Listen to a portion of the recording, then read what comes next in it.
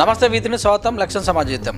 ఎవరేడుతున్నారో తెలంగాణ, ఎవరిని పాలయ్యిందో తెలంగాణ పాట పాడి మరి ప్రజా గాయకులు అందరికీ తెలిసిన విషయమే.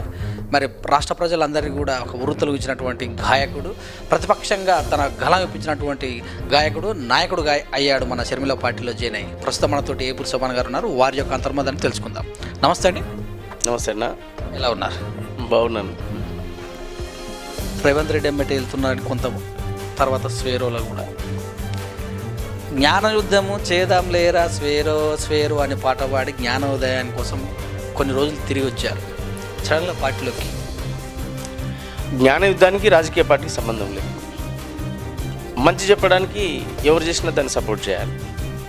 అందువల్ల బేసిక్గా నేను ఎదిగొచ్చి పుట్టొచ్చినటువంటి వాడలు పేదల వాడలు, దళితుల వాడలు, రాజకీయంగా, ఆర్థికంగా, సామాజికంగా అన్ని రకాలుగా అణచివేయబడ్డ వాడలు కనుక జ్ఞానయుద్ధం అనేది ఎప్పటికీ కొనసాగుతుంది. పిల్లలు చదువుకోవాలి, వాళ్ళు ఎదగాలి అని చెప్పడానికి ఏ రాజకీయ పార్టీలో ఉన్నవా ఎక్కడ ఉన్నావా అనేది సంబంధం లేదు.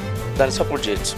ఐపీఎస్ అధికారి వచ్చి గురుకులాలు బాగు చేస్తూ పేద పిల్లలందరినీ చదివిపిస్తున్నప్పుడు, దాన్ని ఒక దళిత జాతిలో పుట్టిన బిడ్డగా నా పిల్లలే బాగుపడుతున్నప్పుడు, నా వర్గాల పిల్లలు ఉపయోగపడుతున్నప్పుడు ఎందుకు సపోర్ట్ చేయ? దానికోసమే జ్ఞానయుద్ధం చేద్దాం రారా స్వేరో అని ఖచ్చితంగా ఆ రోజన్నా ఈ రోజన్నా రేపంట ఎప్పటికీ అంట, నేను ఉన్నంతకాలం అంట. ప్రజాపక్షంగా ఉంటూ ప్రజల యొక్క కష్టాలను ఎలుగెత్తి చెప్పిన గాయకులు మరి పార్టీలో జాయిన్ అయిన తర్వాత ఆ టైప్ ఆఫ్ ఉంటుందా? మళ్ళీ మీరు అలా ఎందుకు అర్థం చేసుకుంటారో నాకు తెలియదు, కానీ నేను ఇంతకుముందు కాంగ్రెస్లో ఉన్నాను. అంతకుముందు నేను ఏదో ఇండిపెండెంట్గా ఏం లేను. కాంగ్రెస్ పార్టీలో సంస్కృతి విభాగానికి చైర్మన్గా పనిచేశాను. ఇప్పుడు ఆల్రెడీ షర్మిలక్క గారి పార్టీలో జాయిన్ అయ్యాను. అంటే ఒక రాజకీయ పార్టీ నుంచి ఒక రాజకీయ పార్టీకి వచ్చాను. కామన్, దాన్ని పెద్దగా అనుకోవాల్సింది ఏమో దాని లేదు. సొంత కలం బాగా వినిపించేవాళ్ళు, పార్టీ కలం కంటే మీ సొంత కలం ఇప్పుడు కూడా ఉంటుంది. ప్రజా సమస్యల మీద నిరంతరం గాయకుడిగా నేను పాడుతూనే ఉంటాను. సమస్యల మీద పాడొద్దని షర్మిలక్కను ఇంకొకరు చెప్పరు కదా. అసలు వాళ్ళ ఎజెండానే ప్రజల సమస్యలు చెప్పాలనే కదా. కాంగ్రెస్ పార్టీ అంటే అనార్గలంగా ఎవరైనా మాట్లాడవచ్చు, ఏమైనా మాట్లాడవచ్చు. కొన్ని పార్టీలకు వెళ్తే వాళ్ళు చెప్పినది నినాదం, విధానం కూడా అవుతుంది. నో కాంగ్రెస్ పార్టీలోనే ఇంకా యువన దారానికి అది రకరకాల ప్రాబ్లం ఉంటుంది. ఈడ కనీసం ఒక సిస్టమేటిక్ ఉంది, ఒక పద్ధతి ఉంది. అందువల్ల ఢిల్లీ నుంచి హైదరాబాద్కి వచ్చి మాట్లాడుకొని ఊరుకు చేరేసరికి అది ఒక సమస్య అయిపోతుంది. ఈడ అట్లా కాదు కదా. అందువల్ల ఒక ప్రాంతీయ పార్టీగా ఒక ఆడబిడ్డ ఈ రాష్ట్రంలో ఉన్న అనేక సమస్యలు అర్థం చేసుకుంటుంది. ఖచ్చితంగా ఆ నమ్మకం, ఆ విశ్వాసంతో నేను నాకున్నటువంటి అంటే తెలంగాణ ఉద్యమంతో పాటు, విప్లవోద్యమంతో పాటు దళిత ఉద్యమాలు 3 ఉద్యమాలు చూశాను నేను. ఫస్ట్ విప్లవోద్యమం నుంచి మొదలయ్యాను. ఆ తర్వాత ప్రత్యేక తెలంగాణ పోరాటానికి సపోర్ట్ చేశాను. ఆ ప్రత్యేక తెలంగాణ పోరాటం సపోర్ట్ చేస్తూనే దళితుల హక్కులు, బీసీల హక్కులు, బహుజనుల హక్కుల కోసం పాటలు పాడాను. తెలంగాణ వస్తే ఎవరు పాలు కావాలని కూడా ఆ రోజు పాడడం జరిగింది. మా రోజులు రావాలి, తెలంగాణ నేరాలి, సాకలి మంగళ పౌరులు బల్లెకు పోవాలి, డాక్టర్లు కావాలి, చదువుకోవాలి, గొర్రెల కుర్మ పిల్లలు గొర్రెలను కాసేటోళ్ళు విమానాలు ఎక్కాలి. ఇట్లా ఇవన్నీ కూడా చెప్పిన నేను. ఇవన్నీ కూడా చెప్పినా కనుక ఇప్పుడు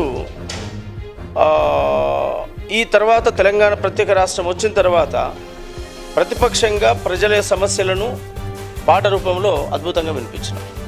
అంటే 3 తరాల కార్యక్రమాన్ని చూశాను నేను ఈ 15-20 సంవత్సరాలలో. దాదాపు 98 నుంచి స్టార్ట్ అయినాం. డప్పు కొట్టి పాట పాడడం 97-98 నుంచి స్టార్ట్ అయినాం. ఈ 97-99 నుంచి ఉరు దాటితే ఇప్పటి వరకు ప్రజా ఉద్యమాల్లో ఉన్నా, పాటగాడిగా మాటగాడిగా ఉన్నా, ప్రజా గాయకుడిగా ఉన్న నేను రాజకీయ పార్టీల్లో చేరొద్దని రూల్ ఏం లేదు కదా. ప్రజా సమస్యలు ఏడున్నా ప్రజా సమస్యలు పాడడమే కదా, ప్రజా సమస్యలు మాట్లాడడమే. అందువల్ల ఖచ్చితంగా మేము షర్మిలక్క గారితో జాయిన్ అయినాం. వారి టీంలో పనిచేస్తాం. ఇంకా ఎక్కువ యాక్టివ్గా, మరింత ఉత్సాహంగా ప్రజల కోసం నడుస్తాం, పాడతాం, ఆడుతాం. తెలంగాణ కోసం పాడినటువంటి చాలామంది గాయకులు, కవులు అందరూ కూడా తెలంగాణ వచ్చిన తర్వాత కొంచెం స్తబ్దత అంటే జరుగుతున్నటువంటి విషయాలపైన మాట్లాడిన గాయకులు ఉన్నారు. ఆ విషయంలో మీరు మాత్రం బాగానే ఒక పార్టీ తరఫున కానీ సొంతంగా కానీ. సో మళ్ళీ ఇప్పుడు ఈ పార్టీలో జాయిన్ అయిన తర్వాత అంటే ఇప్పుడు వైఎస్ఆర్సీపీ అనుబంధంగానే అక్కడ నడుస్తుంది, ప్లస్ ఏదైనా సరే వైఎస్ఆర్ యొక్క అనుబంధంగా నడుస్తుంది కదా. మరి ఈ విషయాలను మీరు ఎలా ముందు తీసుకెళ్తారు? ఇప్పుడు వైఎస్ఆర్ అని అంటే తెలంగాణ గడ్డకు వైఎస్ఆర్ను విడదీయలేనటువంటి బంధం. ఇక్కడ నేను వద్దన్నా అవునన్నా కాదన్నా తెలంగాణలో ఉన్నటువంటి ఎస్సీ ఎస్టీ బీసీలు, మైనారిటీ బిడ్డలు, అగ్రకులంలో పేద వర్గాలు రాజశేఖర రెడ్డి ద్వారా గతంలో లబ్ధి పొందినటువంటి కుటుంబాలు ఇప్పటికి ఉన్నాయి ఫ్యామిలీలు. ఆయన ఫోటో చూడగానే దండం పెట్టి దండేసేటువంటి ఫ్యామిలీలు కూడా ఉన్నాయి.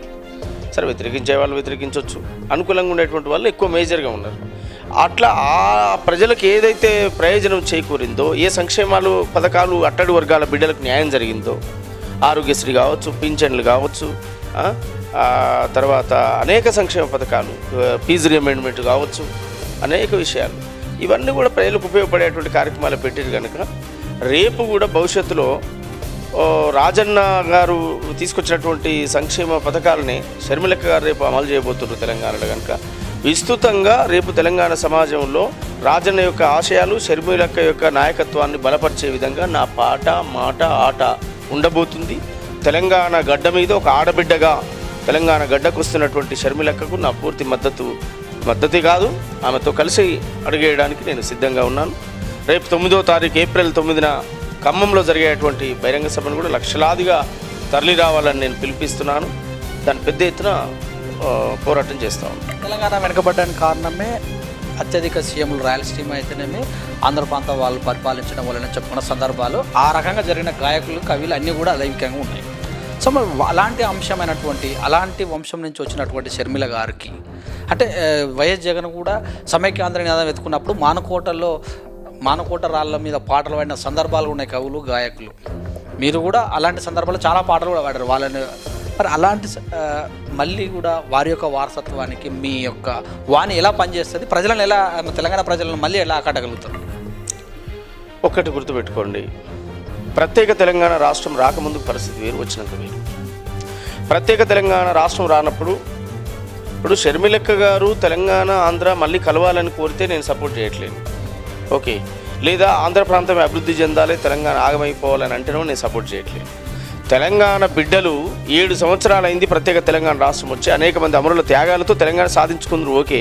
కానీ సాధించుకున్న రాష్ట్రంలో అభివృద్ధి ఏది, పేద వర్గాలు ఏది, వాళ్ళు విస్మరించరు. డబుల్ బెడ్రూమ్లే, ఇంటికో ఉద్యోగం ఏది, అనేక నీళ్లు, నిధులు, నియామకాలు, 3 ఎజెండాలతో సాగినటువంటి ప్రత్యేక తెలంగాణ పోరాటంలో తెలంగాణ సపరేట్ స్టేట్ వచ్చినాక ఈ బిడ్డలు అన్యాయం అయిపోయిండ్రు.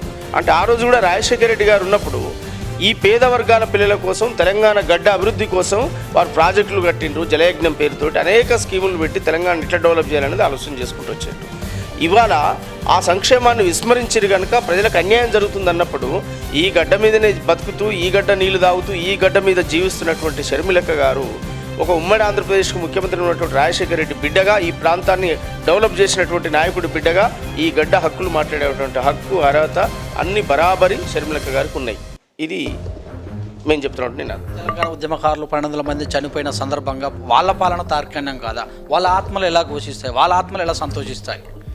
తెలంగాణ అమరవీరుల ఆత్మలు, ఘోషలు, పాపాలు ఇవన్నీ కూడా వారు చనిపోయినటువంటి వారి కుటుంబాల ఉసురు కేసీఆర్ కుటుంబానికి తగులుతుంది, కేసీఆర్ ఫ్యామిలీకి తగులుతుంది, కేసీఆర్ తగులుతుంది.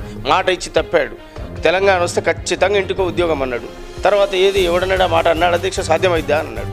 ఎన్నో అబద్ధాలు ఆడిండు కనుక అబద్ధాలు ఆడిన వాళ్ళకు ఆ పాపాలు తగులుతాయి తప్ప, అబద్ధాలు చెప్పిన వాళ్ళకి ఆ పాపం తగులుతుంది తప్ప, తెలంగాణలో తెలంగాణ బిడ్డల క్షేమం కోసం వస్తున్నటువంటి షర్మిలక్కకు కుటుంబానికి ఆ పాపాలు తలిగాయి.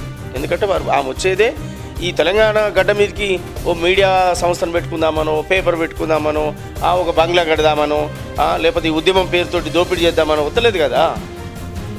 అట్లా తెలంగాణ బిడ్డలకు ఏదైనా సర్వీస్ చేద్దాం, ఉన్న అవకాశం ఉంది, సర్వీస్ చేద్దామని వస్తుంది.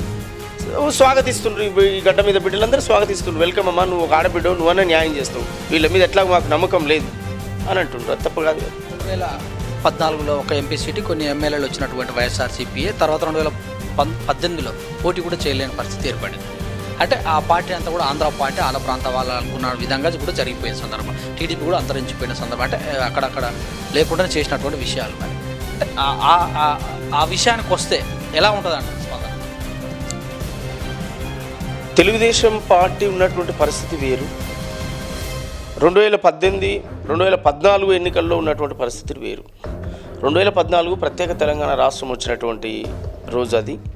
ఆ పరిస్థితుల్లో కేసీఆర్కు తెచ్చినటువంటి కాంగ్రెస్ పార్టీ నేను ఇచ్చినాను చెప్పడంలో ఫెయిల్యూర్ అయింది కనుక నేనే తెచ్చినానని చెప్పుకోవడంలో కేసీఆర్ సక్సెస్ అయ్యిండు. ఆ సక్సెస్లో భాగంగానే ఆయనకు అధికారం ఇచ్చారు. ఒకసారి ఇచ్చారు, 2 సార్లు అధికారం ఇచ్చిండ్రు, అయిపోయింది.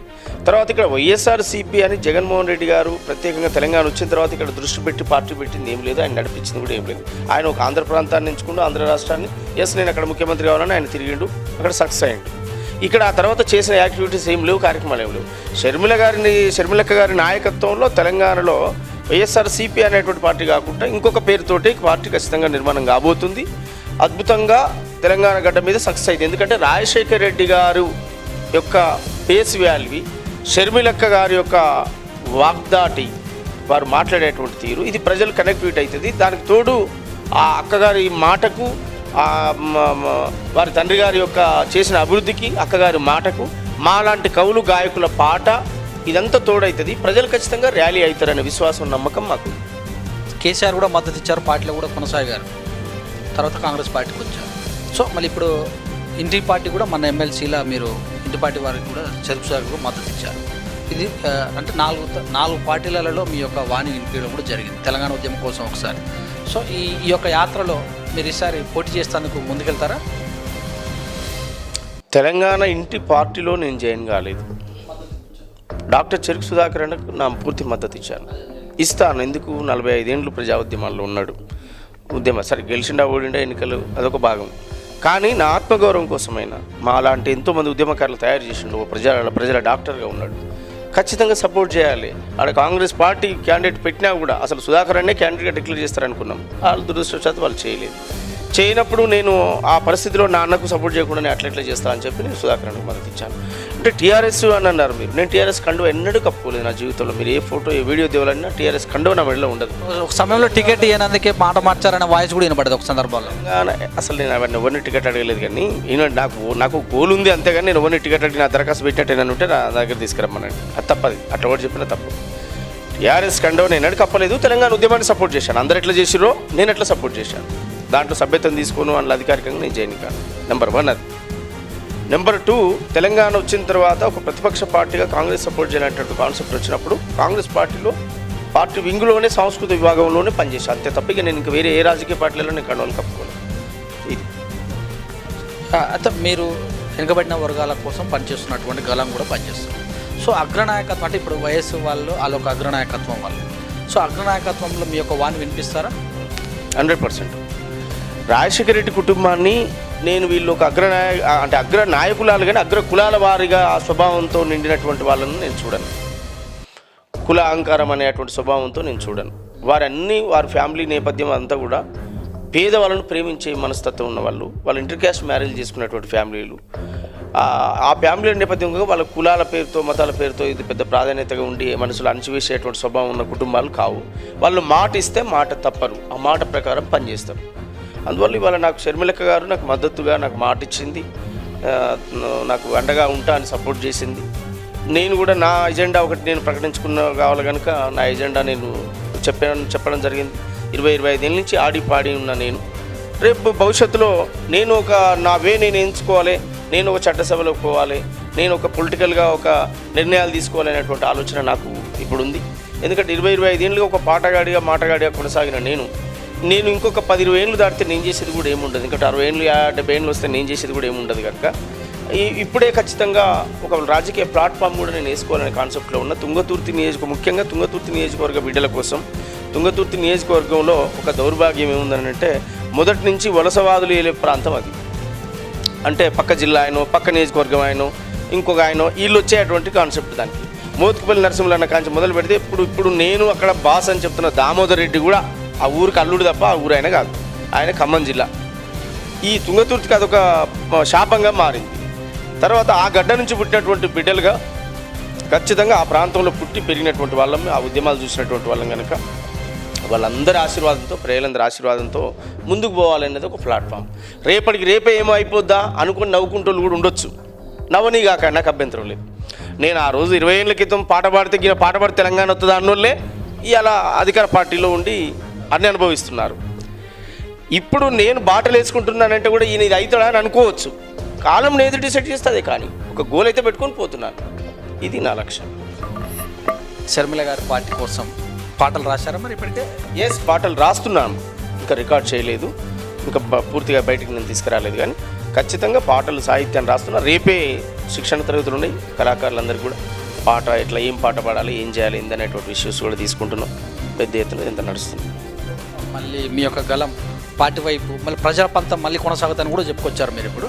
సో మీ యొక్క టార్గెట్ కేంద్రం పైన ఉంటుంది, రాష్ట్రం పైన ఉంటుంది? రెండింటిపైన ప్రజలను దోపిడీ చేసే ఇలా అత్యధిక ధరలు పెంచి ఇవాళ గ్యాస్ కానీ, డీజిల్ కానీ, పెట్రోల్ కానీ అనేక విషయాలు, నిత్యావసర సరుకులు, మంచి నూనె, ఉప్పు, పప్పుతో సహా అనేక నిత్యావసరాల సరుకుల ధరలు పెంచినటువంటి కేంద్ర ప్రభుత్వం ఇలా రాష్ట్రంలో అనేక ప్రామిస్ చేసి హామీలు ఇచ్చి వాటిని విస్మరించినటువంటి రాష్ట్ర ప్రభుత్వం. ఈ రెండు ప్రభుత్వాల యొక్క తీరును ఎండగడుతూ ఎప్పటికీ ప్రజల పాటగా, ప్రజా గాయకుడిగా, ప్రజా కళాకారుడిగా నా మద్దతు. ఖచ్చితంగా ప్రజల కోసం నేను పాడుతా, ఆడుతా. కేంద్ర రాష్ట్ర ప్రభుత్వాల తీరును ఎండగడుతా. షర్మిలక్క నాయకత్వంలో అద్భుతంగా కవులను, గాయకులను, కళాకారులను తయారు చేస్తాను. రేవంత్ రెడ్డి గారి మరి వాళ్ళకు అనుచరంగా ఉన్న సందర్భంలో, పార్టీ మారుతున్న సందర్భంలో మీకు ఎలాంటి? నేను కాంగ్రెస్ పార్టీలోనే ఉన్నాను, కానీ రేవంత్ రెడ్డి గారు ఇంకోరి కోసం అనుచారు అనేది తప్పు. పార్టీ జెండాను ఎవరు మోస్తే వాళ్ళకి సపోర్ట్ చేశాను. ఆ కాన్సెప్ట్ తోటే ఉన్నాను. వారికి మాకు వ్యక్తిగతంగా నీకు ఎలాంటి ఉద్దేశాలు ఏముండయి. వ్యక్తి అంటే అందరికీ, నేను గాయకుడిగా నన్ను రేవంత్ అన్న అభిమానిస్తాడు, ఓ నాయకుడిగా నేను అతన్ని అభిమానిస్తాను. అది వేరు విషయం. మళ్ళీ పాడతారా వాళ్ళ యొక్క సభలకు కానీ? మీ యొక్క గానం మళ్ళీ వినిపిస్తారా? ఎవరికి? కాంగ్రెస్ పార్టీ వాళ్ళకి కానీ వినిపిస్తానండి. మీరు అట్లెట్లా అడుగుతారు? నేను అంటే ఇప్పుడు కాంగ్రెస్ పార్టీ కూడా ప్రతిపక్షంలోనే ఉంది. నాట్ అది ప్రజా సమస్యలు అన్నీ పాడతాను. ఒక రాజకీయ ఎజెండా తీసుకున్నాగా నేను పొలిటికల్ ఎజెండా తీసుకున్నాక నేను అట్లెట్లా పాటలు పాడతా? ఇప్పుడు కాంగ్రెస్లో ఉన్నంతసేపు కాంగ్రెస్కు పాటలు పాడినా, ప్రజా సమస్యలు కూడా పాటలు పాడినా. మన కండక్టర్స్ కానీ ఆర్టీసీ వాళ్ళు సమ్మె చేస్తున్న సందర్భంలో కూడా పాడిన సందర్భం. రాజకీయాలతో సంబంధం ఉన్న వాళ్ళకు, కార్మికులు అంటే కాంగ్రెస్లో ఉంటే కార్మికుల గురించి పాడతారు. అలా సభలు పెట్టినప్పుడు మీరు ఒక గాయకులు కనుక మరి ఒక పార్టీ స్టాండర్డ్ ఉంటారు. ఇక నేను అనేది మీకు అర్థమవుతుందా? కాంగ్రెస్లో ఉన్న ఇంట్లో ఇప్పుడు షర్మిలక్కతో ఉన్నా కూడా ప్రజా సమస్యలే ఎజెండాగా నేను పాటలు పాడతానంటున్నా. షర్మిలక్క పార్టీలో ఉంటే ఆర్టీసీ కార్మికులను పట్టించుకోమా? షర్మిలక్క పార్టీలో ఉంటే ముస్లిం మన మున్సిపాలిటీ కార్మికుల పట్టించుకోమా? బీసీల సమస్యలు పట్టించుకోమా? ఎస్సీల సమస్యలు, సబ్బండ సమస్యలు మా పాట రూపంలో పాడి వినిపిస్తూనే మా పార్టీ స్టాండు, మా పార్టీ ఎజెండా, రేపు పార్టీ వచ్చిన తర్వాత దాని ఎజెండా ఏంది, పార్టీ ఏంది అనేటువంటి సిస్టమ్ ఇదంతా కూడా ప్రజలకు విస్తృతంగా తీసుకుపోయేది ముందే ఉంది. ఇంకా ఏప్రిల్ 9 తారీఖు నాడు మీటింగ్ అయిపోయిన తర్వాత జూలై 8వ తారీఖు నాడు పార్టీ ప్రకటన వస్తుంది, భవిష్యత్ కార్యాచరణ వస్తుంది. దాన్ని బట్టేసేసి ఫైనల్ డిసిషన్ తీసుకొని విస్తృతంగా ఎజెండా ఏముండబోతో దాని మీద మేము పాటలు రాస్తున్నాం, పాడుతాం. అన్నీ ఈ రాష్ట్రంలో జరిగే ప్రజా సమస్యల కోసం, ప్రజల సమస్యల కోసం ఏ విషయం ఉన్నా, ఏ విషయం కోసం ప్రజలు ఆందోళన చేసినా, రోడ్లెక్కినా వారికి నా మద్దతు ఉంటుంది. వారికి నా మాట ద్వారా నా మద్దతు ఇస్తూనే ఉంటాను. ఈ మధ్యకాలంలో స్వేరో పైన కొన్ని ప్రమాణం చేశారు ఆర్ఎస్ ప్రవీణ్ కుమార్ గారు అనే మాట బాగా విస్తృతమైంది, వైరల్ కూడా అయ్యింది.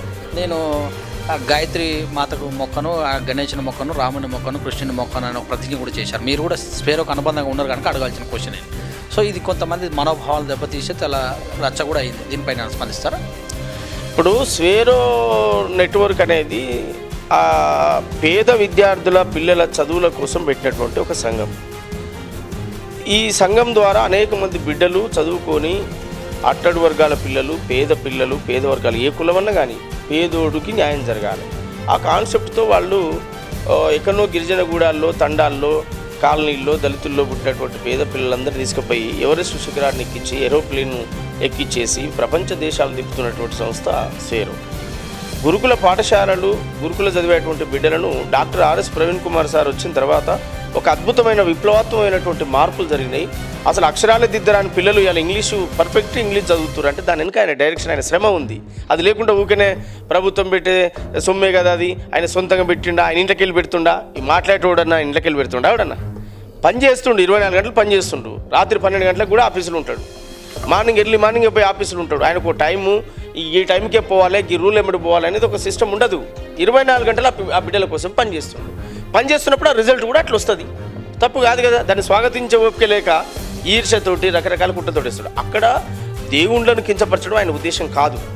ఆయన ఒక కార్యక్రమంలో పాల్గొన్నప్పుడు అక్కడ బౌద్ధానికి సంబంధించినటువంటి మిత్రులు వచ్చినప్పుడు అది బౌద్ధిజం యొక్క ఎజెండా, వాళ్ళ సంఘం యొక్క ఎజెండా కావచ్చు. దాన్ని తప్పు పట్టేది మనకు తప్పట్టని మేము ఆ పెట్టినటువంటి కార్యక్రమంలో వాళ్ళు ప్రతిజ్ఞ చదువుతున్నప్పుడు ఆ ప్రతిజ్ఞలో భాగంగా సార్ ఉన్నాడు తప్ప సారు స్వయంగా తీసుకొని చదివింది కాదు. సార్ ఉన్నప్పుడు సార్ ఈ ప్రతిజ్ఞ చేస్తున్నామని తెలియకుండా జరిగిందంటారా? అవునండి, అదృచ్ఛికంగా నిలబడి అందరితో పాటు నిలబడ్డాడు, మాట అంటున్నప్పుడు అది కొంత మిస్టేక్ అయింది, దాని మీద వివరణ కూడా ఇచ్చిండు. దానికోసం ఇంత రాదంతము చేయాల్సిన అవసరం లేదు కదా. చేసిండు, సారీ చెప్పిండు. ఒక ఐపీఎస్ ఆఫీసరు, అంత నిజాయితీ సిన్సియర్గా పనిచేసిన ఆఫీసర్ ఆయన అసలు సారీ చెప్పాల్సిన అవసరం లేదు. ఒక మాట చెప్పాలంటే కూడా ఆయన ముందుకు వచ్చి సరే ఎవరి మనోభావాలను వల్ల దెబ్బ తినొద్దు అని సారీ చెప్పిండు. ఇంకా అంతకంటే ఏముంటుంది మనిషి? కొంతమంది పిల్లలకు గుండు గీకించడం కానీ బొట్టు కూడా తీసడం, బొట్టు పిల్లలు పెట్టుకోవద్దు అన్నట్టు కూడా కొంతమంది తల్లిదండ్రులను భయపెట్టించండు, గుండాగిరి చేస్తుండ అన్నట్టు కూడా వైరల్ అవుతుంది. చూడన్నా, నేనంటే పడిన వాళ్ళు 190 రాళ్ళు వేస్తాడు, వేసే రాయి కల్లా సమాధానం చెప్పలేదు. ఓకే, లక్షలాది మంది విద్యార్థులు బాగు చేస్తున్నాడని నేను చెప్తున్నాను, నీకు సాక్ష్యం వినిపిస్తా, రా గురుకులాల పోదాం, పిల్లలే చెప్తారు. గురుకుల నుంచి మీరు ఎవరెస్ట్ ఎక్కియడం అనేది ఆస్వాదించవలసిందే. కానీ చాలామంది కూడా చనిపోతున్నారు, కొంతమంది పిల్లలు చనిపోతున్నారు, ఆ విషయం పైన ఎందుకు స్పందించట్లేదు అన్నట్టు కూడా చెప్తున్నారు. గురుకులాల పిల్లలు ఇది ఎక్కడానికి పోయి చచ్చిపోయారు అనేది మరి ఎన్నో నేనైతే చనిపోవడం కాదు, కొన్ని చోట్ల సరిగా పట్టించుకోవడం. మన పేపర్ కూడా వచ్చిన సందర్భం కూడా చూసినాం. సరిగా పట్టించుకోవట్లేదు, గురుకులాల్లో సరిగా పట్టించుకోవట్లేదు, చాలామంది కూడా అమ్మాయిలు చనిపోతున్నారు అన్నట్టు కూడా తెలిసింది. మన ఒక స్వేరో వ్యక్తి ఒక అమ్మాయిని ఏం చేశాడు అంటే ఒక రకమైనటువంటి ప్రేరణ చేశాడు అన్నట్టు కూడా జరుగుతుంది. చూడండి, ఇప్పుడు ఒక వ్యవస్థను నిర్మాణం చేస్తారు. వ్యవస్థ నిర్మాణం చేస్తున్నప్పుడు ఎక్కడో ఒక చిన్న ఇష్యూ జరిగిందని దాన్ని ప్రవీణ్ కుమార్ సార్ హైదరాబాద్లో కూర్చొని ఆఫీసులో పిల్లలతోటి వ్యవస్థను అంతా నడుపుతున్న సారు గాడికి పోయి నువ్వేం చేసినవరా బాబు అని మందలి ఏడవడు.